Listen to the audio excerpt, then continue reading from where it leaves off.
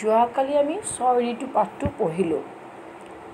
আমি আজি পাঠটোৰ জৰিয়তে কিনো লিখিছে আমি পঢ়ি লওঁ।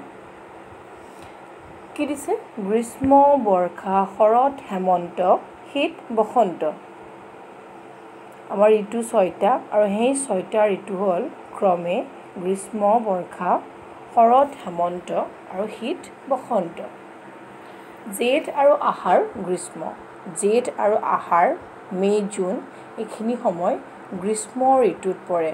গ্ৰীষ্ম, ছামাৰ। শাওন, ভাদ, জুলাই, আগষ্ট এইটো কি হয়? বৰ্ষা, ৰেইনি ছিজন এইখিনি সময়। শাওন, ভাদ।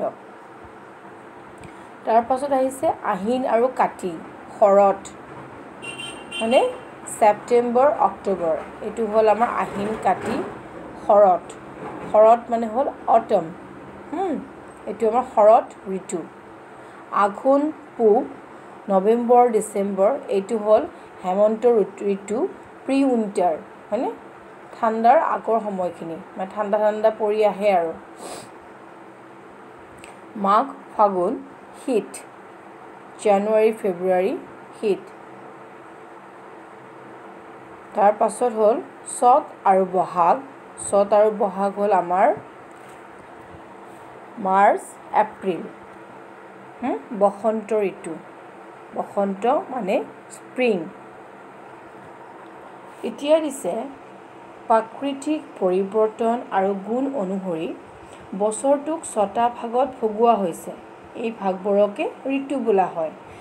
আমাৰ বছৰটো প্ৰত্যেকটো দিন বা প্ৰত্যেকটো মাহ যেতিয়া আমাৰ গৈ থাকে, আমাৰ বতৰবোৰ সলনি হয়, একে নাথাকে, হয়নে নহয়?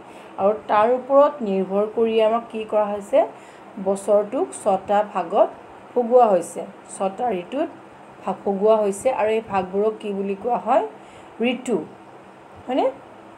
যেনে আমাৰ জেঠ, আহাৰ মাহত গৰম হয়, শাওন, ভাদত বৰষুণ হয়, আহিন, কাতিত কি হয়? শৰৎ, আঘোণ, পুহত হেমন্ত ঋতু হয়। এই প্ৰত্যেকটা ঋতু অনুযায়ী আমাৰ বতৰবোৰ বেলেগ বেলেগ। সদায় আমাৰ গৰমৰ দিন নাথাকে, সদায় বৰষুণৰ দিন নাথাকে, সদায় ঠাণ্ডাৰ দিনো নাথাকে, হয়নে নহয়? সদায় আমি শৰতৰ সেনেকুৱা কোমল ৰাতিপুৱা শেৱালি ফুলৰ গোন্ধ আমি উপভোগ কৰিব নোৱাৰোঁ। আমাৰ বতৰবোৰ সলনি হৈ থাকে। 6 ঋতুৰ প্ৰত্যেকৰে পৰিৱৰ্তন অনুভৱ কৰা যায়। আমি অনুভৱ কৰোঁ ন? বতৰটো সলনি হোৱাৰ লগে লগে আমি অনুভৱ কৰোঁ। এতিয়া গৰম আহিছে, হয়নে নহয়? গৰম গৈ কি আহিব? গৰম যোৱাৰ পিছত ঠাণ্ডা আহিব। আমি অনুভৱ কৰিম ন বতৰবিলাক। গৰম গৈ যাৰ সমান হোৱা। গৰম গৈ যাৰ সমান হোৱা মানে কি? ঠাণ্ডাও নহয়, গৰমো নহয়। এটা বেলেঞ্চিঙত থাকে, হয়নে? যাৰ গৈ অলপ গৰম হ'বলৈ আৰম্ভ কৰা। এইবাৰ যাৰ গৈ অলপ গৰম লাগিব। কেতিয়া বতৰটো কেনেকুৱা থাকে? কেইদিনমান আমাৰ বতৰটো কেনেকুৱা থাকে? ঠাণ্ডাও নহয়, গৰমো নহয়। আৰু কেইদিনমান কি হয়? লাহে লাহে ঠাণ্ডা গৈ গৰম আহিবলৈ আৰম্ভ হয়। এইবোৰ পৰিৱৰ্তন সহজেই অনুভৱ কৰিব পৰা যায়। আমি এইবোৰ অনুভৱ কৰিব পাৰোঁ, হয়নে নহয়? ঠাণ্ডা লাগিছে, গৰম লাগিছে, যে আজি গৰমো এইকেইটা দিন গৰমো নাই, ঠাণ্ডাও নাই। আমি এইটো অনুভৱ কৰিব পাৰোঁ, আমি ফিল কৰিব পাৰোঁ, হয়নে নহয়? বছৰটোৰ দুটা বহল ভাগ, জাৰ আৰু জ।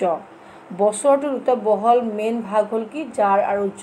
জাৰ মানে হ'ল ঠাণ্ডা, জ মানে হ'ল গৰম। ইয়াৰ ভিতৰত জেঠ, আহাৰ, শাওন, ভাদ এই 4 মাহত গৰমৰ প্ৰকোপ চৰে।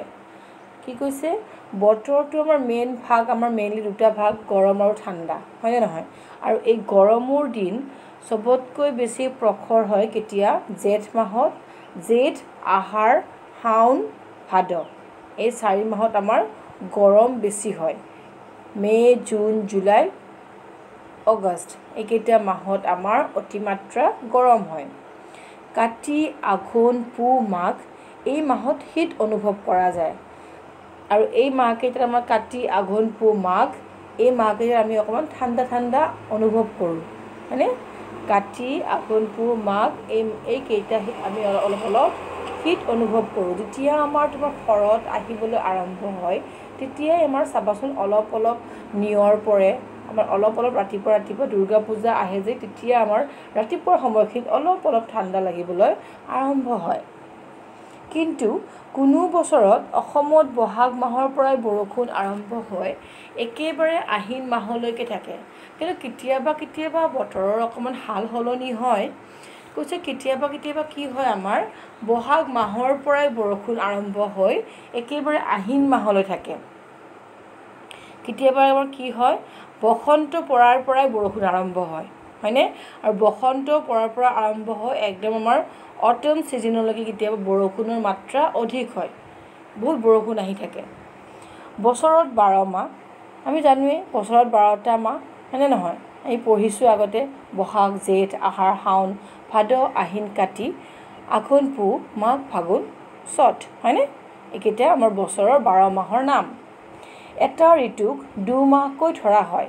আমি আগতেই পঢ়িলোঁ যে এটা ঋতুক আমি 2 মাহকৈ ধৰিছোঁ, যেনেকৈ জেঠ আহাৰ গ্ৰীষ্ম, শাওণ ভাদ বৰ্ষা, আহিন কাতি শৰৎ, আঘোণ পুহ হেমন্ত, মাঘ ফাগুন শীত, চ'ত বহাগ বসন্ত। প্ৰতিটো ঋতুৱে আমাৰ আৱশ্যক। প্ৰত্যেকটা ঋতুৱে প্ৰত্যেকটা বতৰে আমাৰ কাৰণে প্ৰয়োজনীয়। 6 ঋতুৰ ভিতৰত গ্ৰীষ্মক আমাৰ প্ৰথম ঋতু বুলি কোৱা হয়। এই 6টা যে ঋতু আছে এই 6টা ঋতুৰ ভিতৰত আমি গ্ৰীষ্ম ঋতুটোক আমাৰ প্ৰথম ঋতু বুলি কওঁ। জেঠ আৰু আহাৰ মাহ এই ঋতুৰ ভিতৰত পৰে। আমি কৈছোঁ ন জেঠ আৰু যে আহাৰ মাহটো গ্ৰীষ্ম ঋতুৰ ভিতৰত পৰে। যদিও জেঠ আহাৰ মাহকে গ্ৰীষ্ম ঋতু বুলি কোৱা হয় ই কিন্তু শাওণ মাহলৈকে থাকে। আমি যদিও গ্ৰীষ্ম ঋতুটো জেঠ আৰু আহাৰ মাহ কওঁ, হয়নে নহয়? তথাপিতো অকণমান গৰমটো আমাৰ ছামাৰ ছিজনটো শাওণ মাহলৈকে থাকে, হয়নে? জেঠ আহাৰ মে' জুন জুলাইলৈকে আমি ছামাৰৰ এইটো ঋতু আমি ছামাৰ ছিজনটো ফিল কৰিব পাৰোঁ। এই সময়ছোৱাত গৰমৰ মাত্ৰা অধিক, সূৰ্য সোনকালে উদয় হয় আৰু দেৰিকৈ অস্ত যায়, অৰ্থাৎ এই সময়ছোৱাত ৰাতিতকৈ দিন দীঘল হয়। গ্ৰীষ্মত গৰম ছামাৰ ছিজনত আমাৰ কি হয় গৰম বহুত লাগে, অতিমাত্ৰা গৰম, আৰু এই সময়ত কি হয় আমাৰ সূৰ্য চানটো কি হয় সোনকালে উদয় হয়, ৰাইজ হয় আৰু দেৰিকৈ অস্ত চায়, হয়নে? আৰু দেৰিকৈ মাৰ যায় বেলিটো, ছানছেট দেৰিকৈ হয় আৰু ছানৰাইজ সোনকালে হয় গৰমৰ দিনকেইটা। অৰ্থাৎ এই সময়ত আমাৰ কি হয় ৰাতিতকৈ দিন দীঘল হয়, মানে আমাৰ ৰাতিটো আমাৰ ছুটি হয় আৰু দিনটো দীঘল হয়। কাৰণ আমাৰ এইকেইদিন ছামাৰ ছিজনকেইটা আমাৰ সন্ধিয়া হওঁতে 6:30 7টা বাজিবৰে হয়, হয়নে? আৰু বহুত আৰ্লি মৰ্ণিং আমাৰ ছান ৰাইজ হয়। এই সময়ত খাল বিল পুখুৰী নদ নদীৰ পানী শুকাই যায়। গ্ৰীষ্ম ঋতুত কেতিয়াবা প্ৰবল ধুমুহা আহে। বহাগ বিহুৰ সময়ত এই ধুমুহাক আমি বৰদৈচিলা বুলি কওঁ। কি হয় গ্ৰীষ্ম ঋতুত ছামাৰ ছিজনত কি হয় আমাৰ খাল বিলবোৰ শুকাই যায়, অতিমাত্ৰা ৰ'দ দিয়ে, সেইকাৰণে খাল বিল পুখুৰী নদ নদীৰ পানী আদি শুকাই যায়। আৰু কেতিয়াবা কিন্তু গ্ৰীষ্ম ঋতুত প্ৰবল ধুমুহাও আহে। ছামাৰ ছিজনত কেতিয়াবা বহুত বৰষুণো হয়, তেতিয়া কিন্তু খাল বিলবোৰ ভৰি যায়, হয় নহয়? আৰু বহাগ বিহুৰ সময়ত অহা এই ধুমুহাক আমি বৰদৈচিলা বুলি কওঁ। আমাৰ চাবাচোন যেতিয়া আমাৰ বহাগ মাহ আহে, এই তোমাৰ আমাৰ মাৰ্চ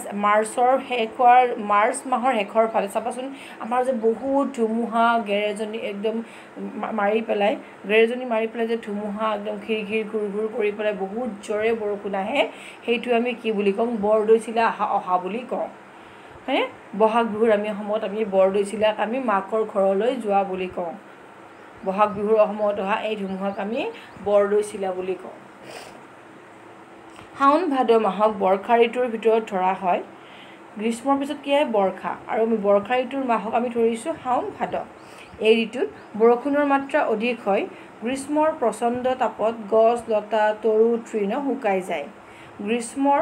গ্ৰীষ্মত আমাৰ গছ লতাবোৰ শুকাই যায় ন, বৰ্ষা ঋতু অহাৰ লগে লগে এইবোৰ আমাৰ পানী পৰি সজীৱ হৈ উঠে।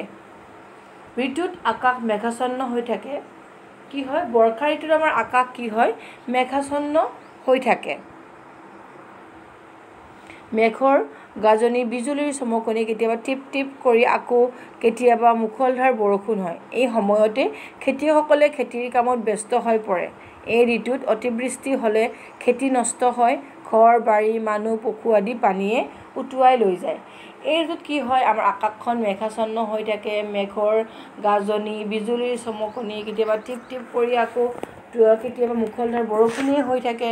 বৰ্ষা ঋতুত আমাৰ সেনেকুৱা হয় ন, বৰষুণ আহিয়ে আছে হয় নহয়। এতিয়া আমাৰ কি ঋতু পৰিছে, এতিয়া আমাৰ বৰ্ষা ঋতু পৰিছে। এই সময়ত আমাৰ কি হয় খেতিয়কসকলে খেতিৰ কামত ব্যস্ত হৈ পৰে আৰু যদি এই সময়ত বেছি বৰষুণ হয় তেতিয়া কি হয় খেতি বাতি এইবিলাক চব নষ্ট হয়, ঘৰ বাৰী। এই যে আমাৰ এতিয়া বাৰিষা হৈছে ন, বাৰিষা হোৱাৰ ফলত কি হৈছে আমাৰ বহুত মানুহ গৃহহাৰা হৈছে, থাকিবলৈ ঠাই নাই, জীৱ জন্তুবিলাকো কি হৈছে পানীত উটি আহিছে। আমাৰ খোৱা বোৱাৰ কাৰণে অভাৱ অনাটন হয় ন মানুহবিলাকৰ, আৰু এইখিনি সময়ত যদি বহুত বৰষুণ আহিয়ে থাকে তেতিয়া মানুহবিলাকে কি হয় কঠীয়া পাৰিব নোৱাৰে, খেতি বাতি নষ্ট হয়। বৰ্ষাৰ পিছত আহে, বৰ্ষাৰ পিছত সূৰ্যৰ তাপ কিছু কমি কি হয় শৰৎ আহে। এতিয়া বৰ্ষাত যদি আমাৰ কি আহিব শৰৎ আহিব, আৰু এই ঋতুত কি হ'ব খেতিয়কসকলে খেতিপথাৰৰ কাম শেষ কৰি বিশ্ৰাম ল'বলৈ সময় পায়।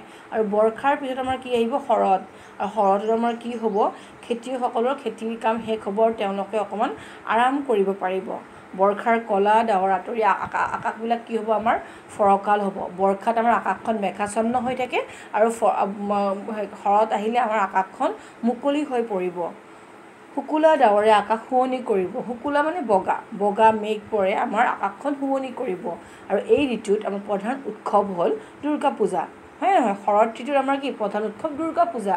শৰৎ ঋতু আহিলে আমাৰ শেৱালি ফুল ফুলিব, হয়নে, তেতিয়াই আমাৰ দুৰ্গা পূজা, লক্ষ্মী পূজা, কালী পূজা কিমান যে উৎসৱ আহিব, হয়নে নহয়। আৰু শৰৎকালক ঋতুৰ ৰাণী বুলি কোৱা হয়। শৰৎকালটো যে ইমান ধুনীয়া সেইকাৰণে শৰৎকালক কি হয় ঋতুৰ ৰাণী বুলি আমাৰ তুলনা কৰিছে। আমি শৰৎকালক ঋতুৰ ৰাণী বুলি কওঁ। আমাৰ চতুৰ্থ ঋতু হ'ল হেমন্ত। আমাৰ চতুৰ্থ ঋতুটো কি হেমন্ত। হেমন্ত ঋতুটো আমাৰ প্ৰি উইণ্টাৰ, আৰু হেমন্ত ঋতু কি হয় আঘোণ পুহ মাহত আমাৰ হেমন্ত ঋতুৰ ভিতৰত ধৰা হয়। এই সময়ত দিন চুটি ৰাতি দীঘল হয়। হেমন্ত ঋতুৰ সময়ত কি হয় আমাৰ দিনটো চুটি হয়, মানে সোনকালে আন্ধাৰ হ'ব, 5টা মানত আন্ধাৰ হৈয়ে যাব, হয়নে, 4টা বজাত আমাৰ আন্ধাৰ হৈয়ে যাব, দিনটো চুটি হ'ব আৰু কি হ'ব ৰাতিটো দীঘল হ'ব। এই ঋতুত শীতৰ আগমন বাৰ্তা কঢ়িয়াই আনে। এই ঋতুত মেঘমুক্ত নীলা আকাশ দেখিবলৈ পোৱা যায়, সেউজীয়া ধাননি পথাৰ সোণবৰণীয়া হয়, শাক পাচলি উভৈনদী হৈ পৰে। আৰু এই হেমন্ত ঋতুৰ সময়ত কি হয় আমাৰ শাক পাচলি আমাৰ ভেজিটেবলছবোৰ উভৈনদী মানে কি মানে আমাৰ নধৰা হৈ যায়, অলেখ ভৰি পৰে, মানে উপচি পৰে উভৈনদী। আৰু এই ঋতুত আমাৰ আকাশখন মেঘমুক্ত হৈ পেলাই নীলা হ'ব, একদম নীলা আকাশ দেখিবলৈ পাম। আৰু এই ঋতুৱে কি কৰে আমাৰ শীতৰ বাৰ্তা, মই কৈছোঁৱেই ন আগতে, শৰৎ পৰাৰ লগে লগে আমাৰ অলপ ঠাণ্ডা ঠাণ্ডা লাগিবলৈ আৰম্ভ হয়, আৰু এই ঋতুৱে আমাক শীতৰ আগমনৰ বাৰ্তা দিয়ে। তাৰপিছত হেমন্তৰ পিছত আহিল পঞ্চম ঋতু শীত, আৰু শীত আহিব, হেমন্তৰ পিছত শীত আহিব। এই সময়ত বতৰ ফৰকাল, বেলিৰ তাপ কোমল, পুহ মাঘ মাহ এই ঋতুৰ ভিতৰত পৰে।